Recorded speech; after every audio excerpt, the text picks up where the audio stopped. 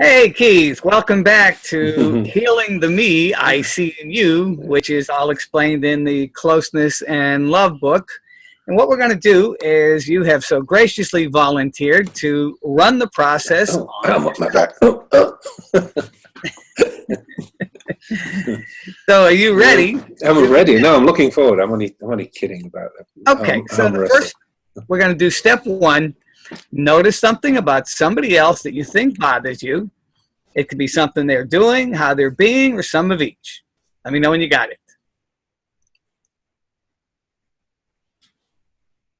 Yes, and it's not aggressive drivers, by the way. Okay, so tell me what it is. If you Well, it's a tendency of a person I love very much to not hear, and I always react as if she's not listening or not trying to listen. She's just not. But it's more likely a hearing problem, shall I say? But what I'm feeling in that person that goads me is she's not really listening to me, and it's irrational. I know it is, but I get it. It happens to me. So let's do that. Okay. Mm-hmm. Now we're going to move to step two. Yeah. And imagine if what you think is bothering you about them were to go on and get worse and worse. Feel emotionally in your body what would come up for you if that were to happen. And let me know when you've got that. Do you want me to voice it?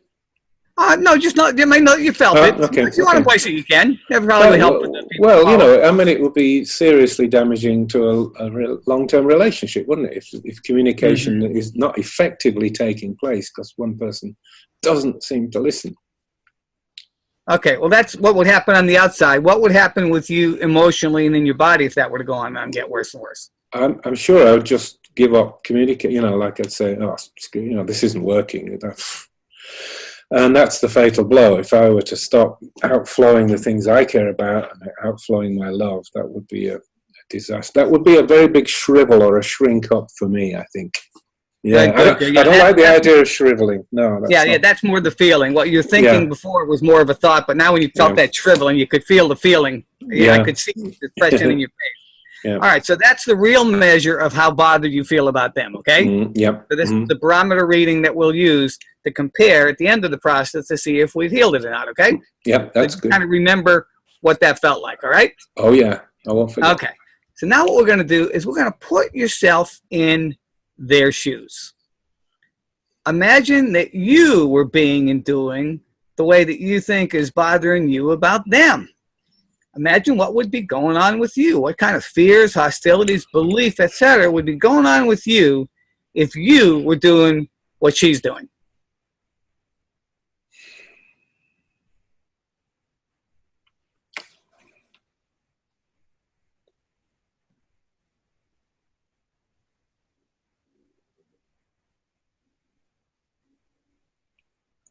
It's a kind of a cold isolation feeling I'm getting. Mm-hmm.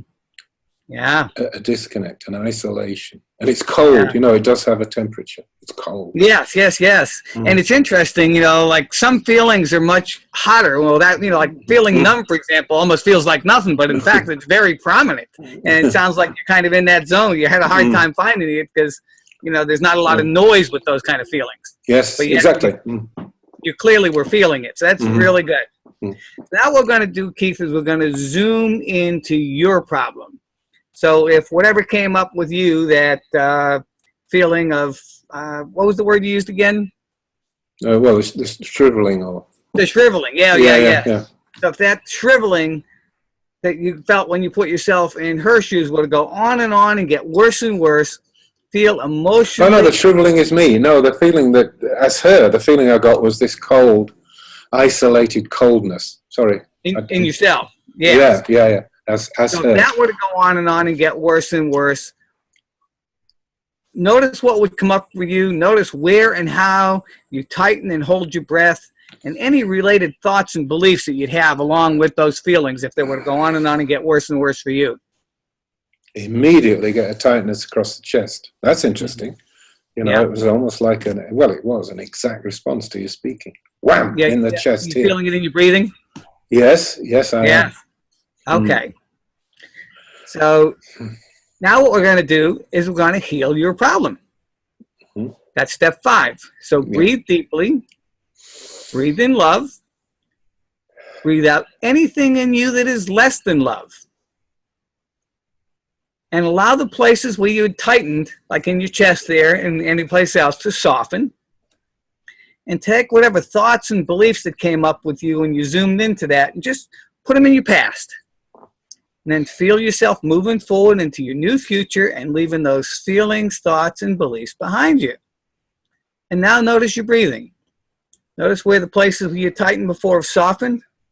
And if they're still tight, then just we can repeat this step. Yeah.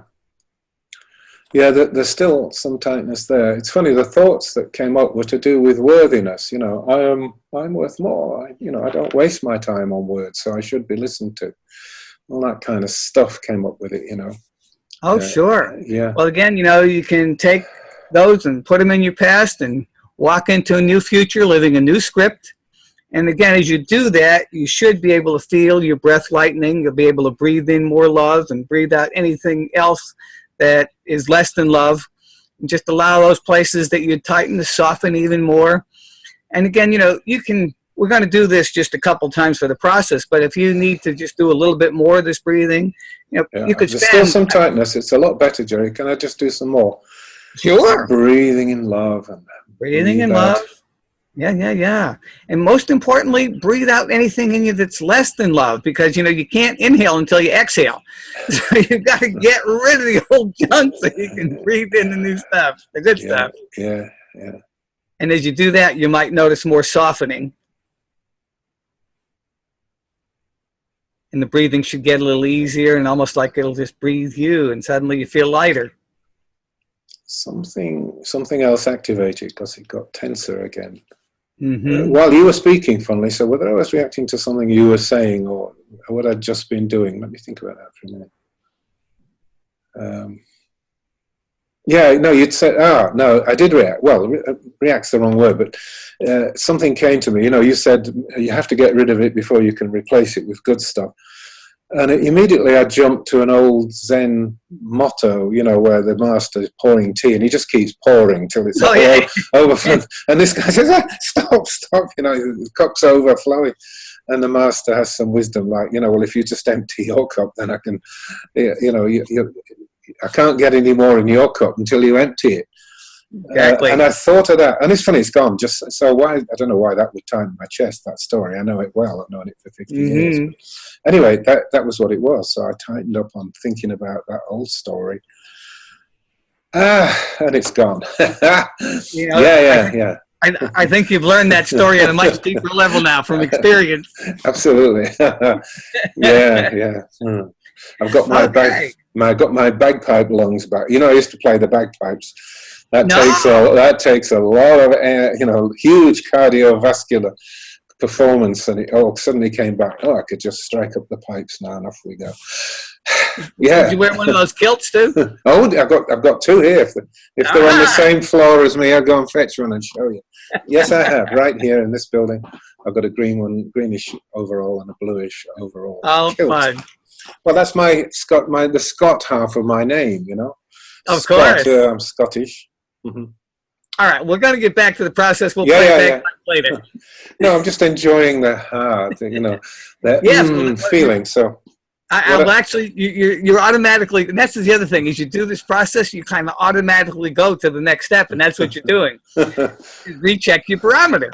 And now imagine if what you thought was bothering about them were to go on and get worse and worse, and you feel emotionally in your body, what could come up with you if that would happen now? I could just picture it. This is future pacing, isn't it, the NLP? I can see myself walking up to her and putting my arms around her and just saying, it wouldn't even have a word. It just looked like that. Interesting. So now here's the key question. Did she change, Keith? No, of course, but I've changed dramatically in this respect. Isn't it cute? Yeah. Yeah. She doesn't need to do anything. I love her anyway. Whatever she does is good for me. All right, so now we're at step 7, recognizing successful healing. If their problem no longer feels like it's bothering you, you have healed in yourself what you saw in them. Mm-hmm. Congratulations. Hey! Thank you. Give yourself credit for healing yourself. Yeah. It was your free will that made it possible. And also feel gratitude for your healing, because gratitude opens the way for more of what you want in life. And now feel gratitude for whoever showed you your problem so that you could heal it. And then while thinking whoever showed you your problem, continue to feel love for whoever, for sure, her or whoever that was. And I think we can guess. It's not so hard to feel love. But, you know, that was a little kind of ripple on the ether, you know, and I'm glad it's gone. You know, I can show it with my hands how I feel. That's how I feel, Jerry. I can, you know, it's like a dance of being. That kind of dance motion says how I feel. It's wonderful.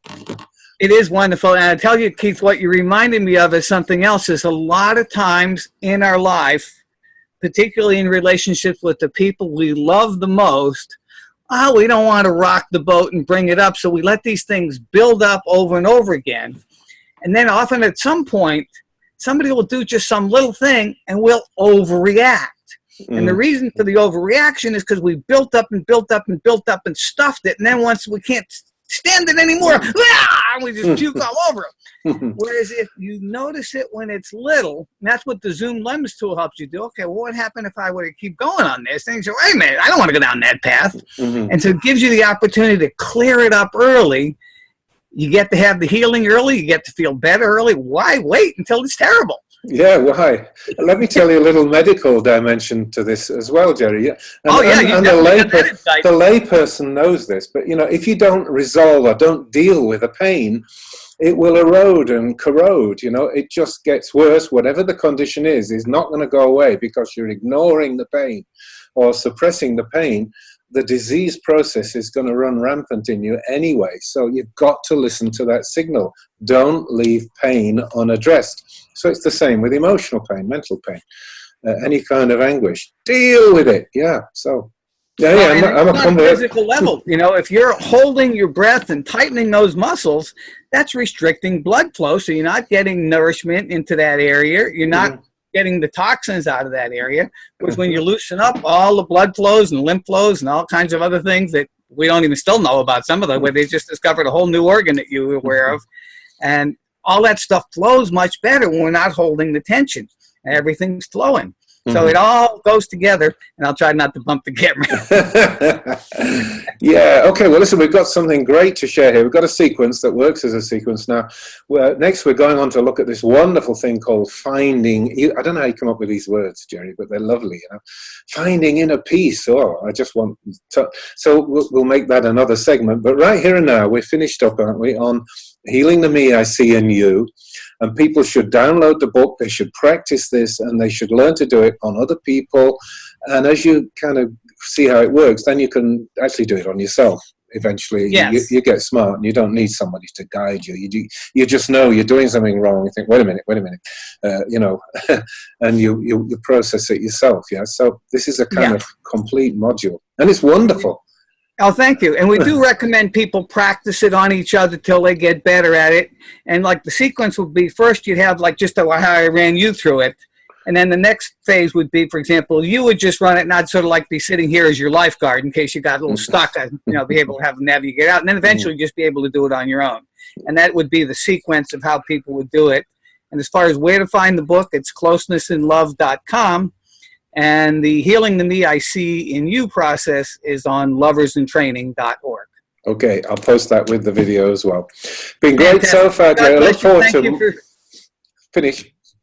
Thank you for doing this. I'm so honored and blessed that you would invite me. I've enjoyed it so much, and you know, sharing this is very important. You can't hold this to yourself. Everybody needs to know this simple way of living. Wonderful. Thanks, Jerry. Take care. Thank you, Keith. God bless. Bye-bye. Bye now. Bye.